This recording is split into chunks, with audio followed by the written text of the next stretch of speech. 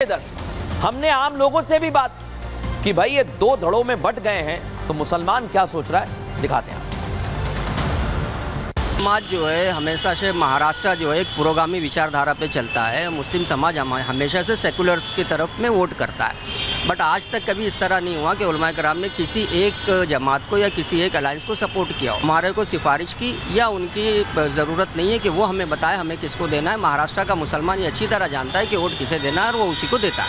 ऐसा फैसला लेने से पहले और सारे उलमाओं को एक जगह बिठाना चाहिए था, उसके बाद कोई राय देना चाहिए था। और ये जो उनका फ़ैसला है ये इनफरादी तौर पे उनका पर्सनल फ़ैसला है, इससे ऑल इंडिया उलमा बोर्ड का कोई ताल्लुक नहीं है। और हज़रत ने जो फैसला किए हैं वो अपनी तरफ से किए हैं। सुन लिया दर्शकों आपने, महाराष्ट्र के मुसलमान हैं ये, जिनकी अपनी अलग अलग राय है कि वो किसे वोट देना चाहते हैं, लेकिन भाईजान किधर जाएंगे किधर नहीं जाएंगे ये तो आने वाला वक्त बताएगा। पर भाईजान बट रहे हैं तो क्या हो रहा है? All India Muslim personal law board के प्रवक्ता सज्जाद नोमानी अब एक नया फरमान जारी कर रहे हैं। फरमान मुसलमानों के लिए ही, या यूं कहें कि चेतावनी है ये। अगर बीजेपी को कोई भी मुसलमान वोट देगा तो उसका बहिष्कार किया जाएगा।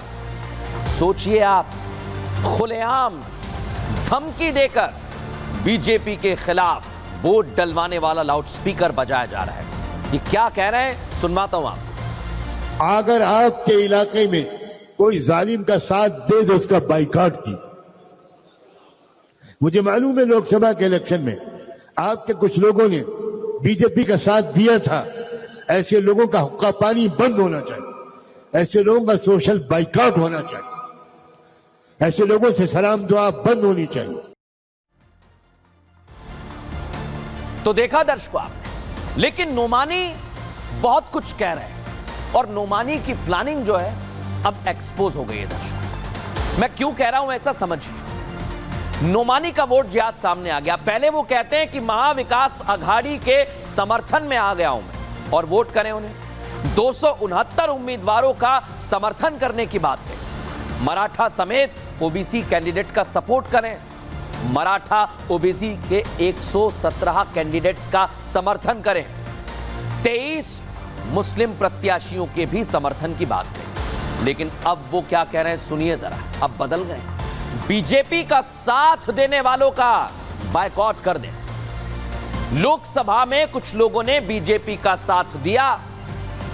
जो लोग बीजेपी का साथ दे रहे हैं उनका हुक्का पानी बंद हो जाए, सामाजिक बहिष्कार करने की बात कही जा रही है। बीजेपी समर्थित लोगों से दुआ सलाम तक बंद करने की बात हो रही है। लेकिन सोचिए दर्शकों, कुछ लोग हैं मुस्लिम भाइयों को जो बरगला रहे हैं। आप सोचिए, एक वोट के लिए आपका हुक्का पानी बंद कर देंगे, आपका बहिष्कार कर देंगे। रिपोर्ट आपको दिखाते हैं।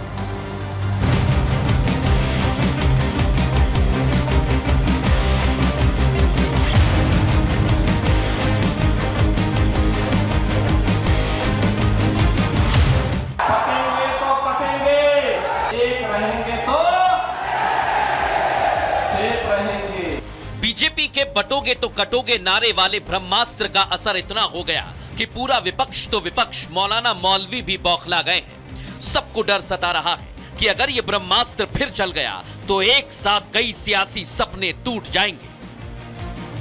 और शायद इसलिए महाराष्ट्र में चुनाव वोट जिहाद के बाद धमकीबाजी पर आ गया है। एक तरफ महाराष्ट्र की महायुति सबके साथ सबके विकास को लेकर आगे बढ़ रही है, तो महाविकास अघाड़ी अब मौलाना मौलवी के साथ जाने से गुरेज नहीं कर रहे। तुष्टीकरण वाली इस राजनीति में all India Muslim personal law board का भी पूरा साथ मिल रहा है। यही कारण है कि बीजेपी समर्थक मुसलमानों को समाज बहिष्कार की धमकी देने से गुरेज नहीं कर रहे।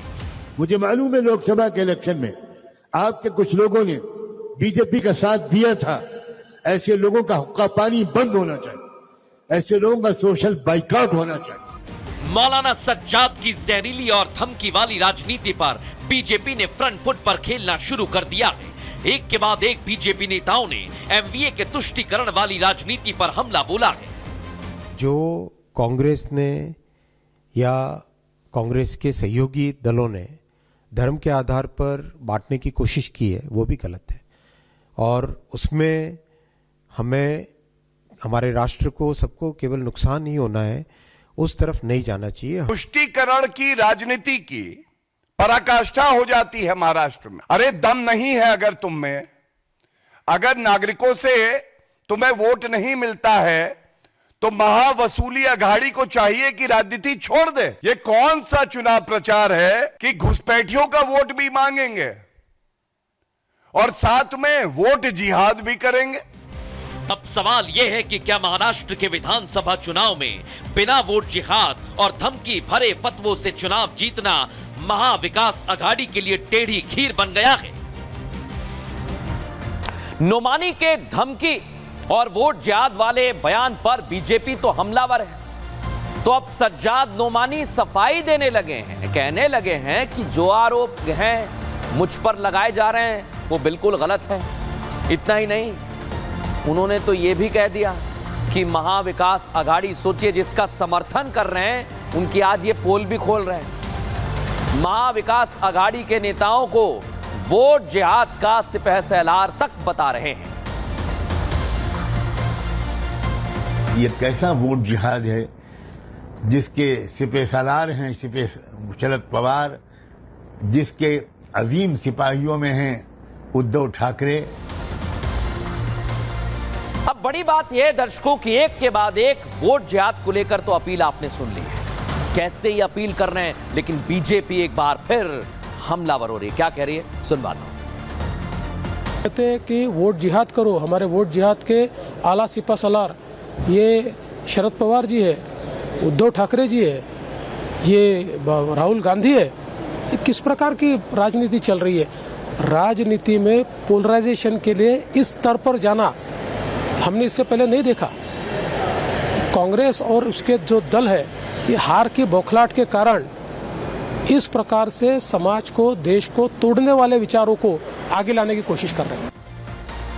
मौलाना सज्जाद नोमानी ने जैसे ही मजहब के नाम पर मुसलमानों को भड़काया, बीजेपी के नेता किरीट सोमैया चुनाव आयोग का दरवाजा खटखटाने के लिए पहुंचे। नोमानी के खिलाफ शिकायत पत्र चुनाव आयोग को भेजा है दर्शकों ने, और इसके बाद इलेक्शन कमीशन ने भी अब एक्शन की तैयारी कर ली है, और बड़ा एक्शन आज लिया जाएगा दर्शकों, क्योंकि इलेक्शन कमीशन ने आज बहुत बड़ी बड़ी बातें कही। क्या कहा है, आइए जरा आपको बता दो। सज्जाद नोमानी के खिलाफ शिकायत पर एक्शन होगा। इलेक्शन कमीशन का परभणी डीएम जिला चुनाव अधिकारी को निर्देश भी सामने आ गया। इलेक्शन कमीशन ने शिकायत की जांच का आदेश दे दिया और कहा है कि 24 घंटे में रिपोर्ट सौंपी जाए। किरीट सोमैया की शिकायत पर इलेक्शन कमीशन अब कार्रवाई कर रहा है।